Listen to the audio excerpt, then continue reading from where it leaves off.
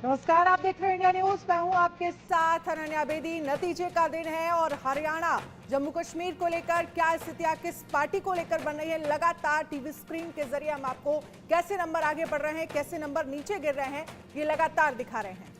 नमस्कार, स्वागत है आपका। मैं हूं आपके साथ रोहित पुनेठा। हरियाणा और जम्मू कश्मीर विधानसभा चुनाव से जुड़ी हर अपडेट, हर रुझान, हर नतीजा सबसे पहले आप इंडिया न्यूज पर देख पाएंगे और इसीलिए हम यहां पर मौजूद हैं और एक एक ब्रेकिंग, एक एक बड़ी खबर हम आप तक पहुंचा रहे हैं। और इस वक्त की ब्रेकिंग न्यूज ये है कि अनिल विज ने मुख्यमंत्री पद पर दावा ठोक दिया है। अभी एकदम से इक्वेशन बदली है, सुबह से कुछ और इक्वेशन चल रही थी और अब चीजें जिस तरीके से बदली हैं तो दावेदार भी सामने आ गए हैं। हरियाणा में मुख्यमंत्री पद का दावा ठोका है अनिल विज ने और कहा है कि आलाकमान चाहेगा तो मैं मुख्यमंत्री बनने के लिए तैयार हूं, मैं मुख्यमंत्री बनूंगा।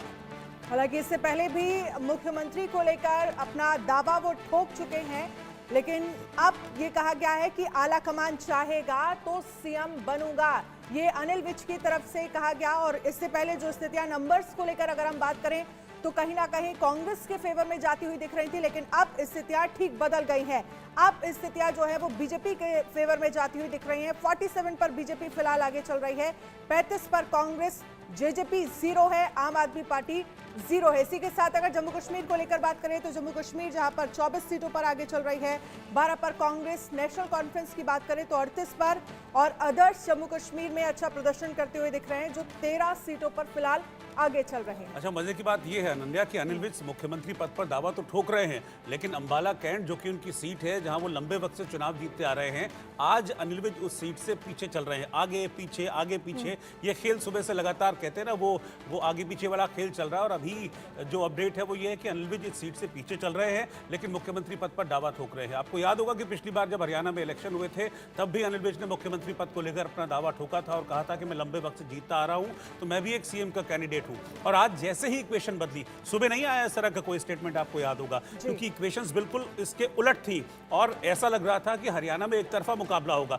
लेकिन चीजें आप देखिए बहुत बदल चुकी हैं, क्योंकि पहला जो 1 घंटा था वो 1 घंटा पोस्टल बैलेट का था, लेकिन पोस्टल बैलेट के बाद जब एक्चुअल काउंटिंग शुरू हुई उसके बाद चीजें बदलनी शुरू हो गई और बदलते बदलते ऐसा हो गया है कि ये आप ये समझिए कांग्रेस का पलड़ा जो कि इस वक्त वहां पर था, बीजेपी यहां पर था, अब बिल्कुल उल्टा हो गया है। बीजेपी का पलड़ा हो गया है भारी और कांग्रेस का पलड़ा अब नीचे की ओर झुकता हुआ नजर आ रहा है। और जो सामने टैली है वो आपको एक एक तस्वीर हरियाणा की इस वक्त क्लियर कर रही है। मुझे पता है कि इस टैली को देखकर, इन आंकड़ों को देखकर आपको आश्चर्य हो रहा होगा, लेकिन यही राजनीति है, यही उठापटक का खेल है जो चल रहा है। एक ब्रेकिंग है अनन्या। और इसी बीच एक बड़ी खबर का रुख कर लेते हैं। रुझानों में बीजेपी को बहुमत, बीजेपी 47 सीटों पर आगे चल रही है, कांग्रेस 35 सीटों पर। पिछली बार की अगर बात करें तो बीजेपी को 40 सीटें मिली थी और अगर अब 47 सीटों पर बीजेपी आगे चल रही है तो आप समझिए कि 7 सीटों का गेन करते हुए बीजेपी नजर आ रही है। और मुझे लगता है कि ये नंबर्स बता रहे हैं कि जो मौजूदा जो एक्चुअल कहीं ना कहीं एक तरह से कह सकते हैं मुकाबला था दो बड़ी पार्टियों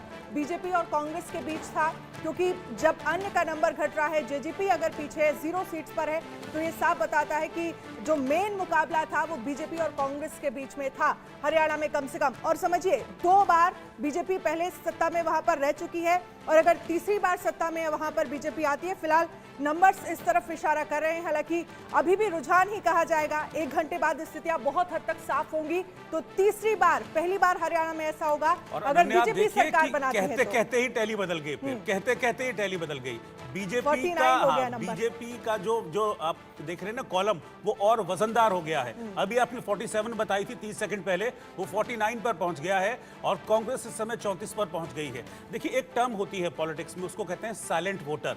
तो ये जो आंकड़े बदल रहे हैं ना, ये उसी साइलेंट वोटर का कमाल है जो कहता कुछ है लेकिन जब वोट करने जाता है तो फिर वो बटन जहां मन में होता है वहां दबाता है। मन की बात साइलेंट वोटर बताता नहीं है। मेरे साथ ए के मिश्रा जी हैं, पॉलिटिकल एनालिस्ट, मेरे साथ आलोक मेहता जी हैं जो कि एडिटोरियल डायरेक्टर हैं ITV के, मेरे साथ राणा यशवंत जी हैं जो कि एडिटर इन चीफ हैं इंडिया न्यूज के। मैं राणा सर के पास चल रहा हूं। राणा सर, ये साइलेंट वोटर ही है जो सारी इक्वेशन बदल दे रहा है। और अभी कुछ देर पहले मुझे एक गाना याद आ रहा है, कुछ देर पहले जो फिगर्स थी, कहते हैं ना कुछ देर पहले कुछ भी ना था, कुछ देर में ही गजब हो गया।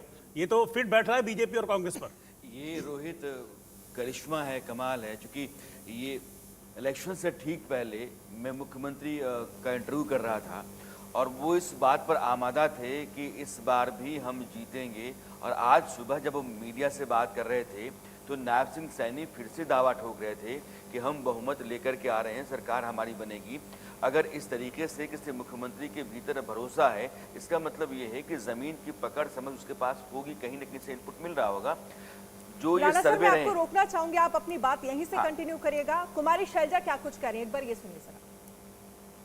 ये है काउंटिंग का एक दौर होता है, हर इलेक्शन में होता है, लेकिन आश्वस्त हैं हम, कांग्रेस सरकार बनाएगी। 10 बज रहा है मैम, कितनी देर और रुक जाए आपके हिसाब से? देखो अभी शायद तीसरा चौथा राउंड है, तो 10 एक और होंगे कम से कम। उम्मीद नहीं, विश्वास है। मुख्यमंत्री कौन बन रहा है? मेरे साथ कुमारी शैलजा है, कांग्रेस पार्टी की सीनियर नेता। मैम सर आप बात पूरी करिए। हालांकि कुमारी शैलजा अभी भी कह रही हैं कि उम्मीद नहीं, मुझे विश्वास है कि हम सरकार बनाएंगे। लेकिन ये सामने स्क्रीन पर जो आंकड़ा है कुमारी शैलजा के दावे को कहीं न कहीं झुठलाता हुआ है। और बीजेपी ने ज़मीन पर कुछ काम किया होगा, या गांव में महिलाओं के बीच में जो दावा था कि वहां सर्वे नहीं जा पा रहा है, एग्जिट पोल जो है, आलोक जी भी मुझसे कह रहे थे कि एग्जिट पोल का मतलब ये है कि शहरी इलाकों में आपने कुछ लोगों से पूछा, सर्वे सैंपल इकट्ठा किया और एक राय आपने तैयार की, लेकिन राय जो है वो ज़मीन का सच हो ज़रूरी नहीं है। और हरियाणा में इस बार जैसे लोकसभा चुनाव में एग्जिट पोल औंधे मुँह गिरे थे, हरियाणा की ये नतीजे जो भी सामने आ रहे हैं, ये रुझान है। अगर नतीजों में बदलते हैं तो आप मान कर चलिए कि आदमी जो नागरिक हमारा है वोट डालने के लिए जाता है, वो अपनी ज़ुबान खोलता है, दिल नहीं खोल रहा है। और दिल और ज़ुबान का फ़र्क वो समझने लगा है, और यह बहुत बड़ी कामयाबी बीजेपी की होगी अगर यही रुझान नतीजों में बदलते हैं। तो जम्मू कश्मीर आप देखें तो बीजेपी वहाँ उस तरीके से नहीं आ पाई जिस तरीके से वो उम्मीद कर रही थी। वहाँ छोटी छोटी पार्टियों को घाटी में खड़ा किया गया था। सज्जाद लोन थे, अल्ताफ़ बुखारी थे, गुलाम नबी आज़ाद थे। बावजूद इसके आप देखें तो नेशनल कॉन्फ्रेंस की तूती बोल रही है, कांग्रेस और नेशनल कॉन्फ्रेंस, इन दोनों का जो कॉम्बिनेशन अलायंस है उसने बहुमत के आंकड़े को कहीं पार कर लिया है। अगर मैं मानता हूं कि 5 नॉमिनेटेड मेंबर्स भी विधानसभा में चले जाते हैं तो 48 का जो आंकड़ा होता है बहुमत के लिए वो भी वो पार कर चुके हैं। तो लिहाजा वहाँ एक सीन साफ साफ दिख रही है कि बीजेपी घाटी में, जम्मू कश्मीर में अपनी जो स्ट्रैटेजी थी उसमें कामयाब नहीं हो रही है। लेकिन 10 साल के बाद हरियाणा में फिर से अगर बीजेपी आती है तो हरियाणा में बीजेपी खातिर अपने आप में एक बड़ा इतिहास है कि लगातार 3 बार कोई पार्टी एक राज्य में आती हो। और यह नायब सिंह सैनी, आलोक जी मैं आपसे जानना चाहता हूं कि ये जो गार्ड चेंज हुआ वो थोड़ा माना जाता है कि कम समय पहले हो जाना चाहिए था, समय कम दिया गया नायब सिंह सैनी को। तो क्या नायब सिंह सैनी के बदलने से और जातीय समीकरण जो हरियाणा का था वो साधने के चलते बीजेपी ने अपने आप को फिर संभाला है? आधार नहीं होता। असल में आप ये कहिए कि मनोहर लाल जी के राइट हैंड, जैसे कहते हैं आप बैठे हैं हम बैठे, इतना यदि आपस की अंडरस्टैंडिंग हो, उस तरह का काम हुआ है। और इसलिए जाति ठीक है, बैकवर्ड के लिए आए, ब्राह्मणों के लिए आए, दूसरी दलितों के लिए आए। ये कोशिश जो भारतीय जनता पार्टी ने, आरएसएस की जो लाइन है, यदि आप समझें कि नरेंद्र मोदी, मनोहर लाल जी या इन लोगों की जो क्षमता है वो एक विचार के आधार पर यदि है, और ज़मीनी, जैसे मैंने कल भी आपसे कहा था, पहले भी कहा, महिलाओं से गांव में जाकर के किसने संपर्क किया, महिलाओं को जो लाभ हुआ है, हो सकता है तो अद्भुत है ना। 50 जी आप मतलब 2019 में बहुमत तक नहीं पहुंचे तो आपको जेजेपी से हाथ मिलाना पड़ा, और आप 2014 से आगे निकलते हुए से जा रहे हैं। ये जेजेपी को देखिए, इसीलिए जेजेपी अलग, उनकी वजह से थोड़ी बदनामी हुई थी, और अभी भी मैं कहूँगा। देखिए ये विक्ट्री सरकार की पूरी सफलता मैं नहीं कहूँगा, सॉरी टू से। प्रधानमंत्री नरेंद्र मोदी को उनकी जो योजनाएं हैं, ये नहीं कह रहे कि मोदी जी वहाँ, नेचुरली मनोहर लाल जी के लिए बहुत नाराज़गी भी थी कि हमारा काम नहीं हो रहा है। वो आरएसएस के लोग भी कुछ न कुछ इस तरह के संतोष दिखाते थे। लेकिन मेरा ऐसा मानना है कि ये परिणाम यदि बदलता है, देखिए अभी भी मैं नहीं कह रहा हूँ भविष्यवाणी के साथ बीजेपी ही सरकार बना लेगी। क्या आखिरी आंकड़ा आता है, चूँकि कहीं 2000 का अंतर आ जाए, कहीं 500 का आ जाए। अनिल विज यदि जीत जाते हैं तो वो कितना दावा करेंगे, मान लीजिए वो हार जाते हैं तो क्या होगा। इसलिए अभी हम ये जरूर कहेंगे कि हाँ, ज़मीनी काम होना और गांव और महिलाओं ने जो भूमिका निभाई है वो यदि बीजेपी जीतती है। खबर ये है कि अम्बाला कैंट से चित्रा सरवारा जो है लगभग 1000 वोट से आगे चल रही हैं।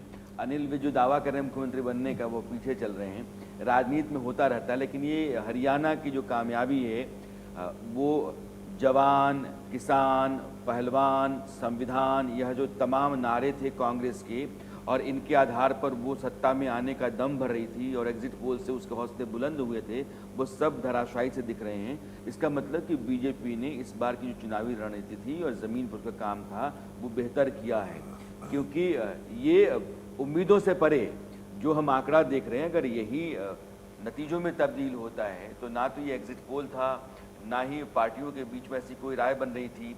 इसका मतलब ये है कि सरकार की अपनी जो रणनीति पिछले 1-2-3 महीनों के भीतर रही है और पार्टी, संगठन, संघ, इन सबों ने ज़मीन पर कुछ ऐसा किया जरूर है कि लोगों ने